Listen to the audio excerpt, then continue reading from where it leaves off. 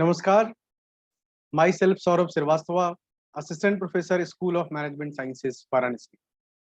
Welcome you all to my channel Anusandhan. Today, I'm going to unfold a new subject, a very interesting subject, my favorite subject, organizational behavior. And today in this video, I'm going to discuss a very important topic of organizational behavior is called organizational behavior model. You can say that OB model. Let's start. First of all, we need to know what is model exactly. What is model exactly? Model is what? Model is a framework. Model is a framework or possible explanation why do people behave as they behave at work. Model क्या है? Model is the framework. You can say that model is the culture of organization. You can say that. Model is the climate of organization. Model is the climate of organization. जहां पे कोई भी employee क्या काम कर रहा है, क्यों काम कर रहा है, इसका एक्सप्लेनेशन मॉडल से ही पता लगता है कि कौन सा मॉडल अप्लाई है. उसी मॉडल के कारण वो एम्प्लॉई वैसे बिहेव कर रहे हैं, है कि नहीं? The model or framework, models are framework are possible explanation why do people behave as they behave at work. There are so many models, as many as organization. जितने प्रकार के ऑर्गेनाइजेशन हैं उतने प्रकार के आपको मॉडल मिलेंगे. लेकिन after research there are four important model. There are four important model. The first one is autocratic model, second one is custodial model, third one is supportive model, and the last one is collegial model. ये चार model हैं जिसके बारे में हम लोग बात एक एक करके करेंगे. Let's start with the first one. The first one is autocratic model. Autocratic आप नाम से ही क्लियर होगा. Autocratic, it's a very clear with the name. Autocratic model is depend upon the power. हर एक मॉडल का एक सेंट्रल बेस है और central theme है. Autocratic model depend upon the power. इनका सेंट्रल थीम ऑटोक्रेटिक मॉडल का क्या है? पावर. चलिए एक एग्जांपल बताते हैं. एंशिएंट टाइम में पहले पाषाण काल में एंशिएंट टाइम में कबीला हुआ करता था और कबीले के एक सरदार हुआ करते थे जो कबीला का लीडर हुआ करता था. वहां पे होता क्या था कि सरदार जो कहता था वही होता था और किसी को कुछ बोलने और कोई राय देने की आजादी नहीं थी. इट मींस कि वन वे कम्युनिकेशन था. जो सरदार कहेगा वही करना है. सरदार जो आदेश देता था वो आपको करना है. अगर आप वो नहीं करते तो उसके लिए आपको क्या मिलेगा? उसके लिए आपको सजा दी जाएगी.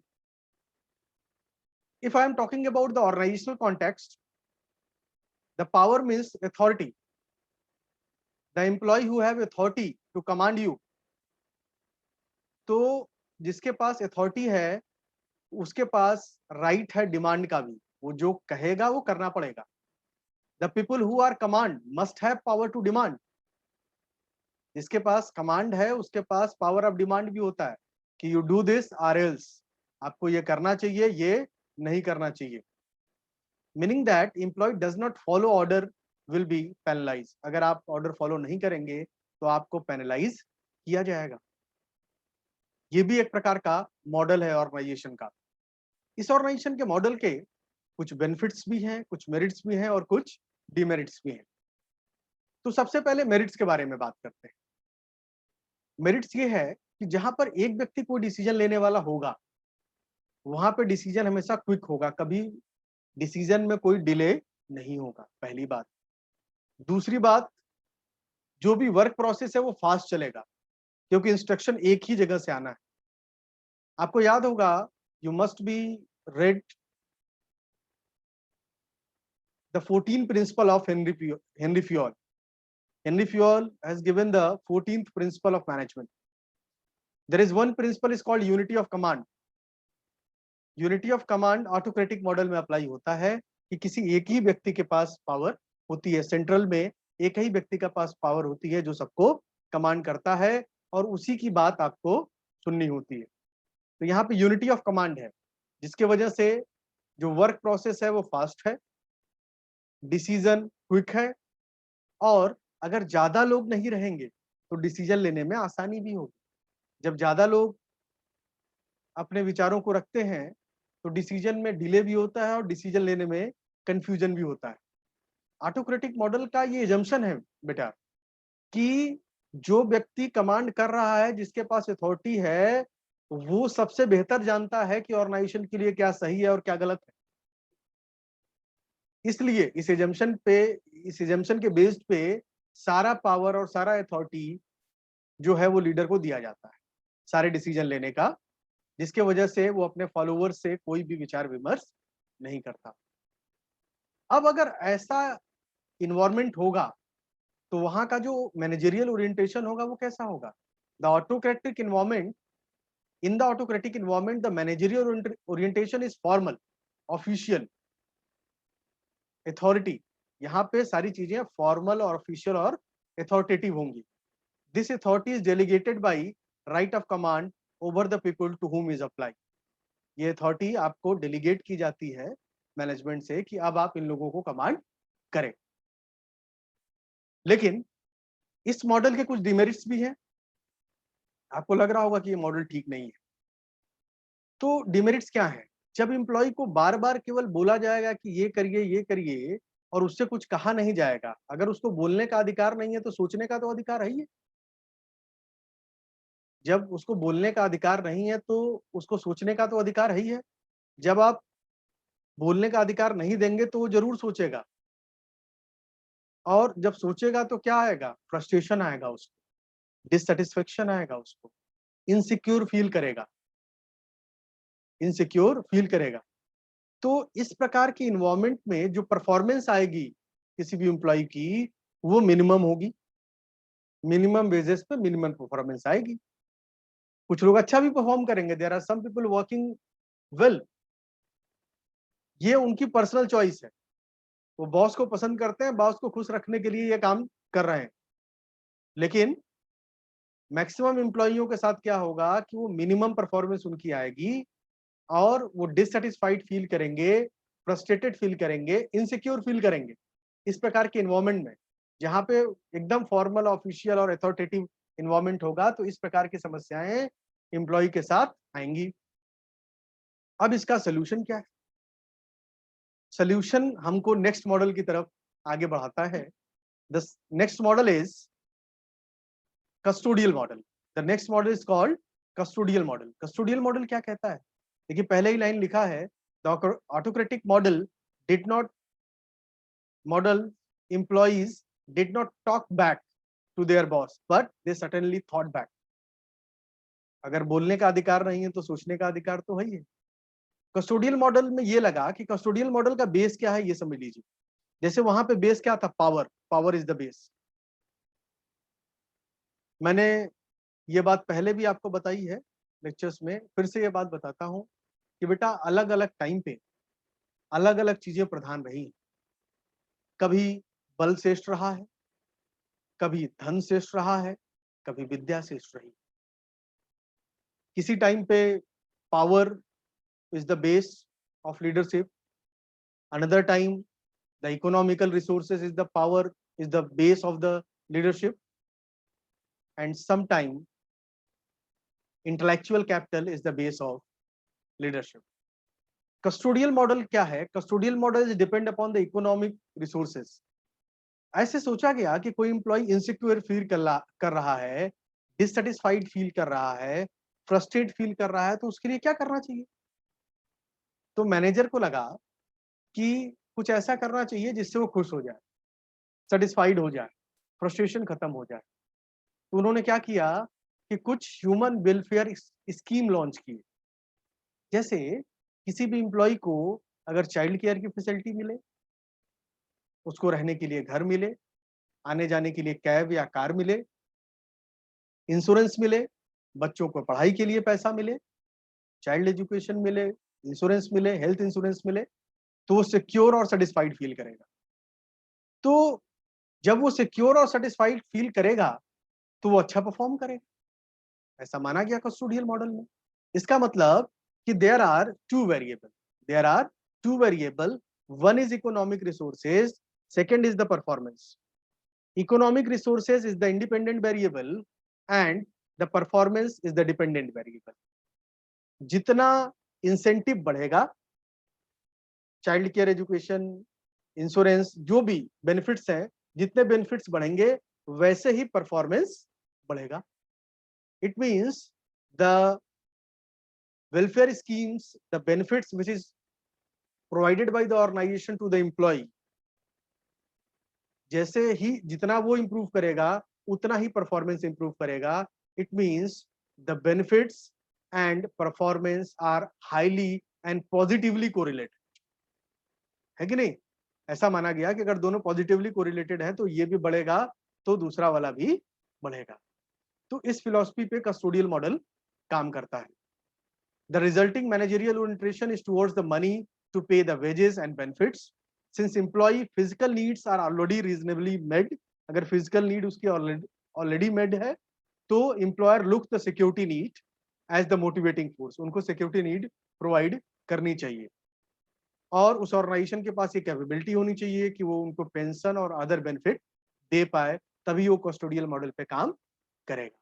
If an organization does not have the wealth to provide the pension and the other benefits, it cannot follow the custodial approach.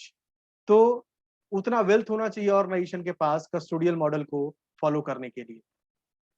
लेकिन अब एक प्रश्न, एक यक्ष प्रश्न मैं रखता हूं आपके सामने कि जरा सा सोचिए कि क्या कोई भी खुश हैप्पी एम्प्लॉय, कोई भी जो हैप्पी एम्प्लॉय है, क्या वो प्रोडक्टिव एम्प्लॉय हो सकता है? बिल्कुल हो सकता है। जो खुश है वो प्रोडक्टिव है, लेकिन जरूरी नहीं है कि ऐसा हो। The happy employee can not be necessarily the most productive employee of the organisation. ऐसा नहीं है। ऐसा क्यों नहीं है? फिर एक स्पिरिचुअल बात मैं करता हूं आपसे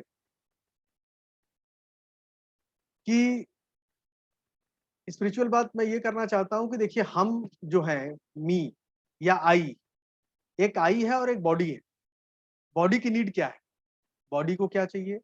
अच्छा खाना चाहिए, न्यूट्रिशन फूड चाहिए, अच्छा पहनने के लिए चाहिए, तो हम खुश हो जाते हैं। मेरा बॉडी, हम लोग की बॉडी खुश हो जाती है। लेकिन जो अंदर है, सेल्फ है, जो हमारा सेल्फ है, आई तो खुश हो गया, लेकिन सेल्फ क्या है? सेल्फ हमारे अंदर है, उसकी भी अपनी नीड है। उसकी अपनी नीड क्या है? Recognition, respect, promotion, importance. ये मिलेगा तब हम खुश होंगे, तब मैं खुश होऊंगा, ठीक है? तब जाके आपका सेल्फ खुश होगा। समझ समझ पा रहे हैं? इसी फिलॉसफी से हम कोरिलेट करते हैं कस्टोडियल मॉडल को। कस्टोडियल मॉडल में आपकी फिजिकल नीड और सिक्योरिटी नीड तो फुलफिल हो रही है, लेकिन साइकोलॉजिकल नीड फुलफिल नहीं हो रही है। मैस्लो हायरार्की नीड थ्योरी में भी चर्चा हुई थी इस बात कि आपकी साइकोलॉजिकल नीड पूरी नहीं हो रही है। उसके वजह से स्कोप बना कि एक नए मॉडल को इंट्रोड्यूस करने का। The next model is called supportive model. Supportive model किस पे काम करता है? Supportive model is founded on the leadership. ये टोटल लीडरशिप के बेस पे काम करता है, नॉट ऑन द मनी और authority, not on the money और authority. It is the managerial leadership style that provides an atmosphere to the employee to grow and accomplish their task successfully. एक ऐसा climate leader create करता है, environment create करता है कि वहां पे आसानी से आप अपने सेल्फ का गोल और ऑर्गेनाइजेशन का गोल दोनों को खुशी खुशी पूरा करते हैं। एक पर्सनल टच मिलता है आपको। पर्सनल टच का मतलब क्या है? कि आपके आपके पर्सनल समस्याओं को भी सुना जाता है। सारी समस्याओं का समाधान पैसा नहीं है। कुछ बातें व्यवहार से और कुछ समस्याएं व्यवहार से और बातों से हल की जाती हैं। तो कहने का मतलब, पर्सनल टच का मतलब यही है कि लीडरशिप इंडिविजुअली एक-एक फॉलोअर्स पे ध्यान देता है। उसकी क्या नीड है, क्या समस्याएं हैं, उसको सॉल्व करता है और एक ऐसा एनवायरनमेंट क्रिएट करता है जिससे हर एम्प्लॉय को ये लगने लगता है कि मेरी भी रिस्पेक्ट है इस ऑर्गेनाइजेशन में। मैं भी इंपॉर्टेंट हूं इस ऑर्गेनाइजेशन के लिए। यहाँ पे क्या है, यहाँ पे ये है कि सबसे राय लिया जाएगा तब डिसीजन लिया जाएगा, और हो सकता है कि मेरा ही जो सजेशन दिया गया हो उसी पे अगला स्टेप ऑर्गेनाइजेशन का हो, तो हमको कितनी खुशी होगी। हमको ये लगेगा कि ये तो मैंने बनाया है। ये जो एक बिलोंगिंगनेस की फीलिंग है वो आएगी, ऑर्गेनाइजेशन से आप और अटैच्ड होंगे अगर आप सपोर्टिव मॉडल में काम करेंगे। ये है क्वालिटी सपोर्टिव मॉडल की। समझ में आ रही बात? चलिए, तो सपोर्टिव मॉडल का एक एक्सटेंशन भी है जो लास्ट मॉडल है, जिसको बोलते हैं कोलोजियल मॉडल। कोलोजियल मॉडल क्या है? कोलोजियल मॉडल, कोलोजियल मीन्स ये किस वर्ड से मिला है? मीन्स कॉलेज वर्ड से बना है। Meaning of word is collegial, meaning of word is college. College means a group of person having the common purpose. The collegial model relates to the team concept. collegial model किस पे काम करता है? Team concept पे काम करता है। लिखा हुआ the useful extension of the supportive model is called collegial model. The term collegial related to the body of people working together cooperatively. The collegial model embodies a team concept. आप कहेंगे कि sir क्या supportive model में team नहीं था? देखिए, group और team में डिफरेंस है बेटा। ग्रुप में जब कोहेसिवनेस लेवल हाई हो जाता है तब वो जाके टीम बनती है। अभी भी डिफरेंस आपको क्लियर नहीं हुआ होगा, मैं फिर से बताता हूं कि एक ग्रुप में अगर 4 लोग हैं, चारों लोगों को काम दे दिया गया कि आप परफॉर्म करके दिखाइए, तो ग्रुप में लोग अपना अपना काम करके परफॉर्म करके ग्रुप का रिजल्ट देते हैं। कलेक्टिव अप्रोच रहता है, लेकिन सब लोग अपने इंडिविजुअल रिस्पॉन्सिबिलिटी के लिए अकाउंटेबल होते हैं। समझ में आ रही बात? इंडिविजुअली की हमारी अकाउंटेबिलिटी ये है कि हमने अपना टास्क परफॉर्म किया है। लेकिन टीम में क्या है? टीम में सबसे खास बात क्या होती है कि कॉम्प्लीमेंट्री स्किल होती है। हम सब एक दूसरे को कॉम्प्लीमेंट करते हैं। जब भी फेल होते हैं तो जिम्मेदारी सबकी होती है, और जब भी सक्सेस मिलती है तो वो उसमें कंट्रीब्यूशन सबका होता है। The all are winner, the all are loser. ये टीम स्पिरिट है, यहाँ टीम कॉन्सेप्ट होता है। और यहाँ पे एक फीलिंग जो आती है, फीलिंग का ही एक्सटेंशन है। वहां पे इंपॉर्टेंस फील हो रहा था ना सपोर्टिव में, यहाँ पे आपको पार्टनरशिप की फील आएगी कि मैं एम्प्लॉय नहीं, यहाँ का ऑर्गेनाइजेशन का पार्टनर हूँ, क्योंकि आपकी बात मानी जा रही है, आपके सजेशन फॉलो किए जा रहे हैं। तो एक अलग से फीलिंग आती है, रिकॉग्निशन की और पार्टनरशिप की फीलिंग आती है। The result in that employee feel needed and useful. The feel that manager are contributing also, so it is easy to accept and respect their role in the organization. Manager are seen as joint contributor rather than boss. यहाँ पे जो manager है वो joint contributor की तरह काम करता है, न कि बॉस की तरह काम करता है। एक समराइज टेबल है, उसको देख लेते हैं हम लोग। See, this is the summarize table. अब यहाँ पे आप देखिए, अगर हम लोग किसी एक की बात करें, देखिए ऑटोक्रेटिक का जो बेस है वो पावर है, कस्टोडियल का बेस इकोनॉमिक रिसोर्सेस है, सपोर्टिव का बेस लीडरशिप है, कॉलोजियल का बेस जो है वो पार्टनरशिप है, जिससे निकल के मैनेजरियल ओरिएंटेशन आता है। मैंने सारे के बारे में बात हो चुकी है। ऑटोक्रेटिक में अथॉरिटी है, यहाँ पे कस्टोडियल में मनी है, सपोर्टिव में सपोर्ट है, और कॉलोजियल में टीम वर्क है। यहाँ पे केवल हम फॉलो कर रहे थे, ओबीडियंट, जो कहा जाए वो करेंगे। यहाँ पे सिक्योरिटी और बेनिफिट, मतलब जो हमारा फ्रस्ट्रेशन था, इनसिक्योर फील कर रहे थे, वो जा रहा था। यहाँ पे हम परफॉर्म कर रहे थे, जॉब एंड परफॉर्मेंस। और यहाँ पे हम सेल्फ डिसिप्लिन हो गए और रिस्पॉन्सिबल बिहेव करने लगे। ये है मॉडल। लेकिन एक बात मैं फिर से बता देता हूँ क्लोज करने के पहले, कि सारा मॉडल का एक अपना इंपॉर्टेंस है, या कहीं कहीं ये एज ए स्टेज काम करता है। तो वो भी हम लोग डिस्कस करेंगे जब लीडरशिप स्टाइल हम लोग पढ़ेंगे। ठीक है? तो आई होप आप सब लोगों को ये बात बड़ी ही अच्छी से समझ में आई होगी। मेरा पूरा प्रयास था। Thank you so much, all the best.